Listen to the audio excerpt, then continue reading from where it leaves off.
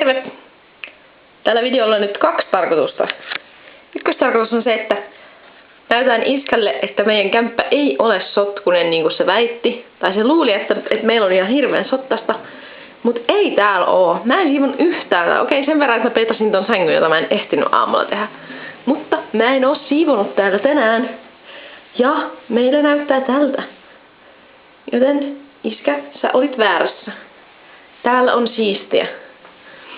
Ja toinen pointti on se, että valitettavasti ne ihmiset sai korjattua mun emolevyn. Ja nyt mä saan sen koneen joskus takaisin, kun mä menen maaliskuussa käymään kotona. Mutta nyt minulla on hieno Oulun yliopiston joku ThinkPad lainassa kuukauden tai vuokralla. Siitä piti maksaa. Joten nyt minä voin taas alkaa kirjoittaa vlogia, jee! Ja mun pitää nyt ehkä hankkia joku ulkoinen kovalevy. Et jos se mun kone hajoaa taas, niin mä en oo niin kusessa kuin nyt, kun mä oon hävittänyt kaikki todennäköisesti mun kuvat ja kaikki tiedostot ja kaikki joo. Mua yrittää ehkä eniten maailmassa, mutta joo. Tällaista täällä. Eli jee!